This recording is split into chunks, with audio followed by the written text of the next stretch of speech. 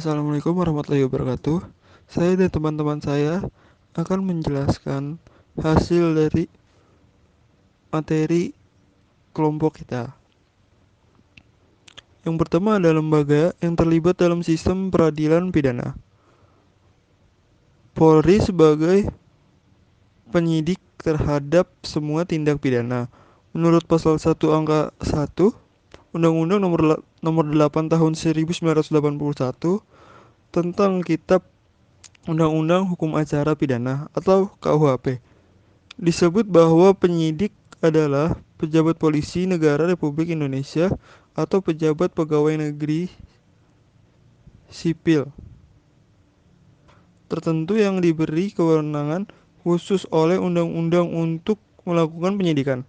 Penyidikan adalah serangkaian tindakan penyidik dalam hal dan menurut cara yang diatur dalam undang-undang itu untuk mencari serta mengumpulkan bukti yang dengan bukti itu membuat terang tentang tindak pidana yang terjadi dan guna menemukan tersangkanya.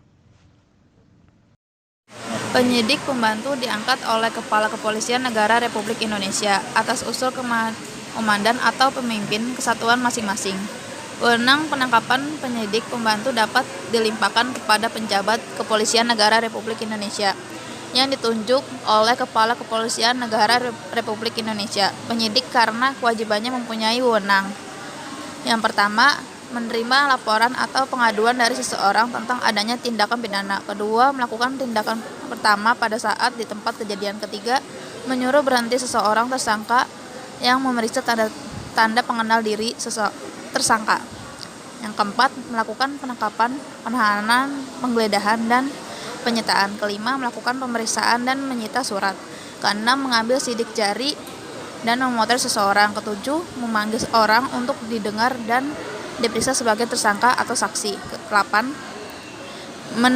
mendatangkan orang ahli yang diperlukan dalam hubungan dengan pemeriksaan perkara. Ke-9, mengadakan perhentian penyelidik. Dan yang terakhir, mengadakan tindakan lain menurut hukum yang bertanggung jawab. B. Jaksa sebagai penuntut. Penuntut umum adalah jaksa yang diberi wewenang oleh undang-undang untuk melakukan penuntutan dan melaksanakan penetapan hakim. Penuntut adalah tindakan penuntut umum untuk melimpahkan perkara pidana ke pengadilan negeri yang berwenang dalam hal dan menurut cara yang diatur dalam undang-undang, dengan permintaan supaya diperiksa dan diputuskan oleh hakim di sidang pengadilan. Undang-Undang Nomor 16 Tahun 2004 tentang Kejaksaan RI, Pasal 30 Ayat 1 berbunyi, di bidang pidana, kejaksaan mempunyai tugas dan wewenang. Yang pertama, melakukan penuntutan. Kedua, melaksanakan penetapan hakim dan putusan pengadilan yang telah memperoleh kekuatan hukum tetap. Ketiga, melakukan pengawasan terhadap pelaksanaan putusan pidana bersyarat, keputusan pidana pengawasan, dan keputusan lepas bersyarat. Terus yang keempat, melakukan penyidikan terhadap tindakan pidana tertentu berdasarkan undang-undang. Kelima, melengkapi berkas perkara tertentu dan untuk itu dapat melakukan pemeriksaan tambahan sebelum dilimpahkan ke pengadilan yang dalam pelaksanaannya dikoordinasikan dengan penyidik. C. Pengadilan. Pengadilan adalah salah satu proses dalam sistem peradilan pidana yang tidak dapat berjalan tanpa adanya proses-proses lainnya yang mendahului, yaitu penyidikan dan penuntutan.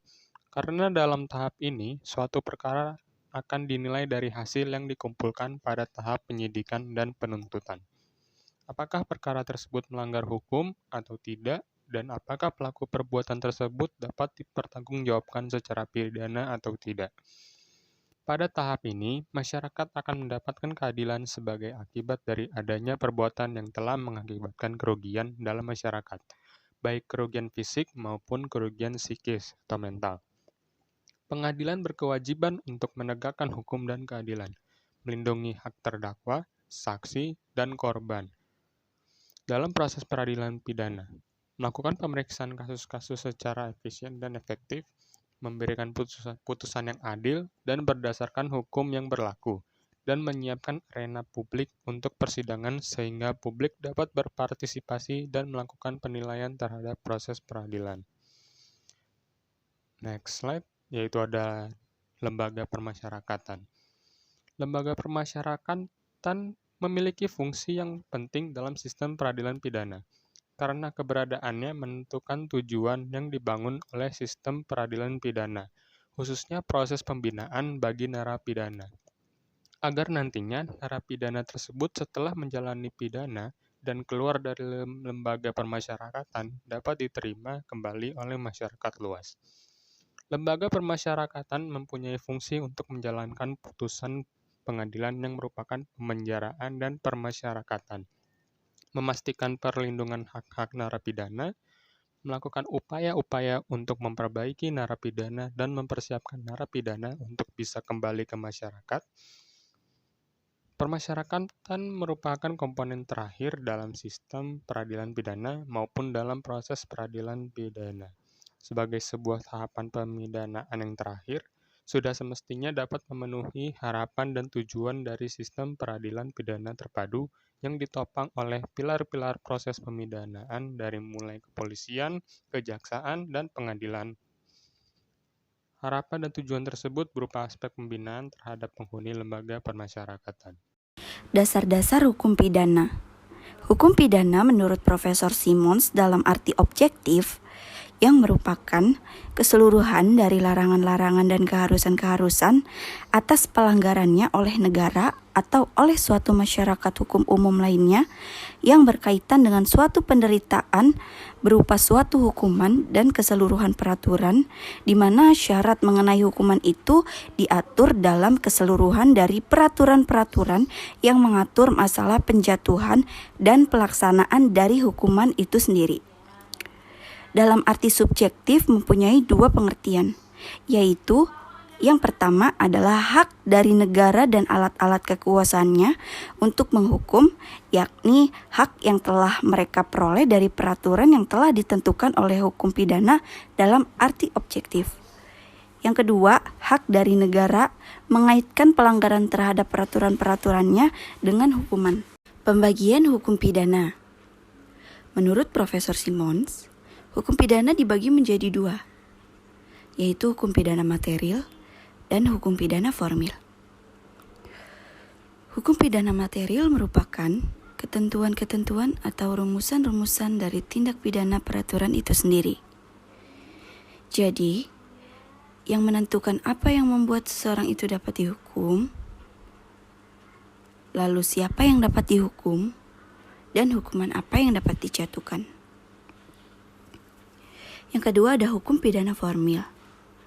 Hukum pidana formil itu mengatur bagaimana cara negara dengan perantara alat-alat kekuasaannya menggunakan haknya untuk menghukum dan menjatuhkan hukumannya. Penafsiran hukum pidana. Profesor Simons mengatakan bahwa suatu undang-undang itu pada dasarnya harus ditafsirkan menurut undang-undang itu sendiri. Apabila undang-undang itu sendiri mengizinkannya, maka dengan memperhatikan keadaan yang berubah, undang-undang itu dapat diberlakukan secara menyimpang dari maksud yang sebenarnya dalam pembentukan undang-undang itu. Suatu pengertian atau perkataan di dalam undang-undang itu, dengan berkembangnya zaman, terkadang berubah juga artinya atau berubah maksud sebenarnya. Sehingga terdapat perbuatan-perbuatan yang semula tidak termasuk ke dalam suatu ketentuan pidana, kemudian menjadi masuk dalam pengertiannya tersebut. Sejarah undang-undang dapat menjadi alat bantu untuk mencoba mengetahui maksud dari pembentukan undang-undang. Akan tetapi, penggunaan metode tersebut tidaklah boleh menjuruskan pada perbuatan untuk memberlakukan sebagai undang-undang.